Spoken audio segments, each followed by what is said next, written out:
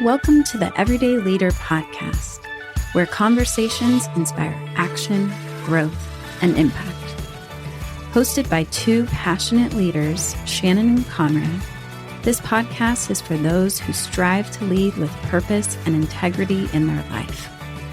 Whether you're navigating big decisions, seeking balance, or dreaming of creating change, we're here to help explore the tools, stories, and insights that help everyday leaders thrive. Join us each episode as we dive into the art of leadership at work, at home, and in the world. Because leadership isn't a title, it's a way of being. All right. Welcome back, everyone. We're back. Shannon and Conrad here. And Shannon, we're talking about everyday leadership. Mm-hmm. And there's been some days in your life. You've had, I don't know how many days, but you've had some days in your life and experiences in life. Mm-hmm. So what are some leadership lessons, moments from the past that has shaped who you are? Yeah.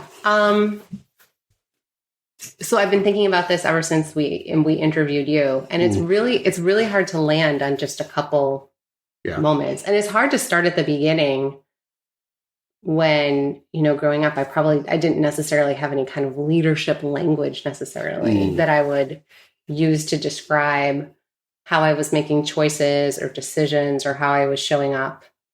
But I will say that there are some key moments that stand out where I really did have to stand in my leadership, in my self-acceptance and my self-authority.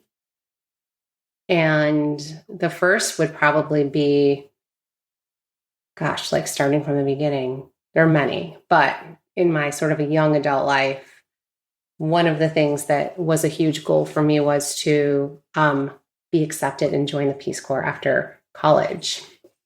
And it was something that I wanted to do and planned to do ever since high school. And so after college, I was accepted into the Peace Corps, and a few months after graduation, went to Niger in West Africa. And that's where I thought I would be for 2 years. And after about 2 months, I discovered that it wasn't for me for many reasons, which I'm always happy to talk about. And I made the decision to come home. And because I wasn't planning on coming home for 2 years, it was a rough transition.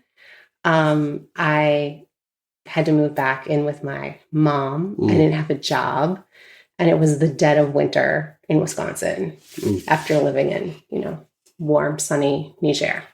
So, and I didn't know what I was going to do. And I didn't know what it meant to have, sort of like failed at this particular in this particular experience that I had wanted. And so I really had to kind of start over and thinking of how, rebuilding, rethinking, redefining, really articulating. That's probably the best way to say it. Articulating what was important to me about going into Peace Corps. How can I take that and make that into something where I am right now?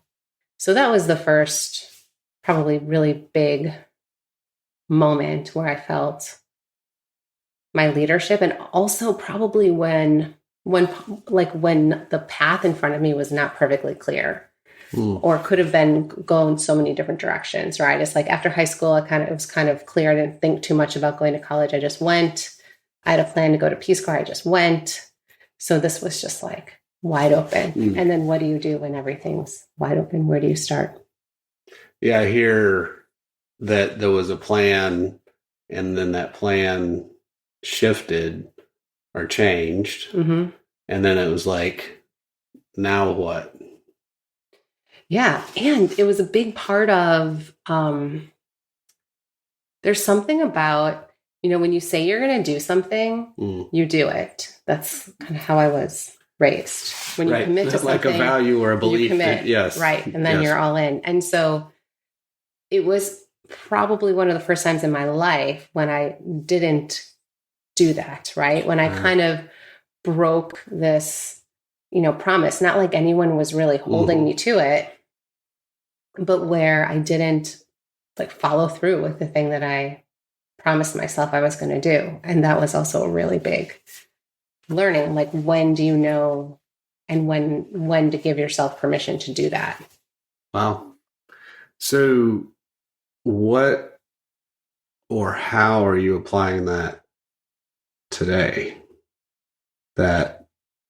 Yeah, I think this lesson of, well, I think first of all, it's knowing that it's okay to change course and it's okay to change direction. And actually, if you're doing something just because you said you were going to do it for the sake of just your word, sometimes that's important, right? Your word is important because it's in service of like honesty and respect and whatever that relationship is that you're in service of in the course of whatever that item or that thing might be that you're doing, that event. But it's important to keep asking that, like, what is this in service of now? If I'm just doing this to keep doing this, what is it actually in service of? Because oftentimes it's not in service of the thing that you thought it would be. And that's why it doesn't feel right anymore. Yeah. I really appreciate that, checking in as you go on a journey, a quest, an adventure, a leadership mission, whatever that is, like checking in, is this still the direction? Is this still the thing for me and who I'm, or for the sake, like you said, for the sake of, or what you're serving? Well, and now that you say that, that's actually the theme for, I'll just talk about one other life event maybe, but the theme of this next life event is when I decided to leave my full-time job, which was, it was an organization and a project that I really loved and respected. I worked with really great people. I was in a role that I had wanted to be in. It was one of those things when I started my career that this was sort of like the ultimate role for me in terms of what I wanted to do. And I had been in that role for maybe 2 or 3 years. And then it was the same question, like, hey, I love the people I work with. I'm valued here. And I like the work, and the work is good work, and it's in service of something that I believe in. And there's something else here that's telling me that this is not really what I want anymore, that there's something else I want instead. And what was that something else, or what was the...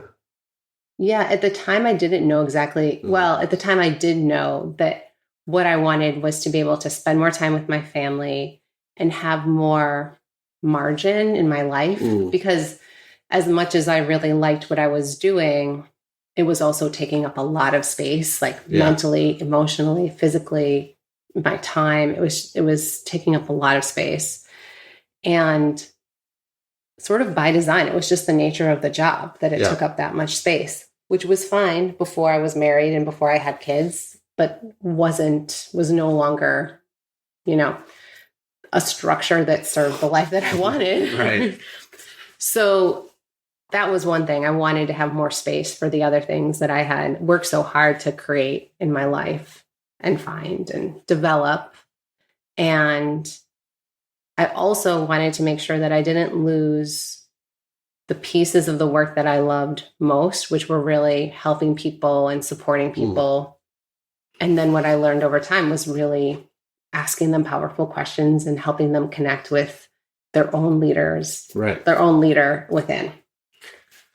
So you asked me this the other day, or when it was you interviewing me, and what's next, or what are you excited about in your leadership?